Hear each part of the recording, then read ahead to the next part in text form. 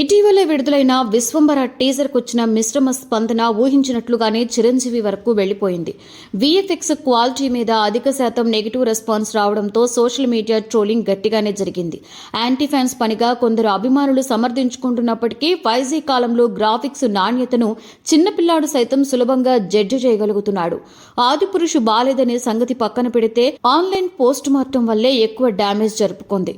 ఇప్పుడు విశ్వంబరకు సైతం అలా జరిగే సూచనలు ఉండడంతో మెగా టీం వెంటనే అలర్ట్ అయిపోయింది. అంతర్గత సమాచారం మేరకు పొరపాటు ఎక్కడ జరిగిందో తెలుసుకునే పనిని చిరంజీవే స్వయంగా పర్యవేక్షిస్తున్నారట. బోళాశంకర్ డిజాస్టర్ తర్వాత అదే పనిగా ఇంత గ్యాప్ తీసుకుని కళ్యాణ్ కృష్ణకి ఓకే చెప్పిన సినిమాని వదులుకొని మరీ విశ్వంబర్కి ఓటేశారు మెగాస్టార్.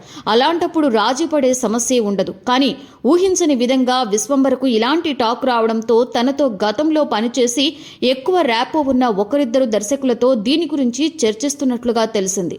వశిష్ఠకు ఇబ్బంది లేకుండా ఏం చేస్తే బాగుంటుంది అనే దాని మీద చోటాకే నాయుడు సైతం వీటిలో పాల్గొంటున్నారట.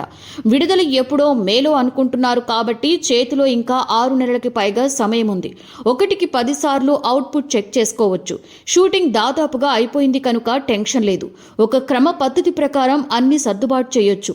యూవీ బడ్జెట్ విషయంలో కాంప్రమైజ్ అయ్యే బాపతు కానప్పటికీ ఇక ఎందుకు ఇలా జరిగింది అనే విశ్లేషణ చేసుకోవాలి. టీజర్లో చూపించిన కొన్ని షాట్స్ అసలు సినిమాలో లేవని, లెంత్ కోసం ఏఐ వాడితే అవే చేటు చేశాయని చిత్ర బృందం భావిస్తుందట. ఈ డ్యామేజ్ తగ్గాలి అంటే ట్రైలర్తో సరిచేయాలి. రిలీజ్ దూరంలో ఉంది కనుక వెయిటింగ్ తప్ప వేరే ఆప్షన్ లేదు.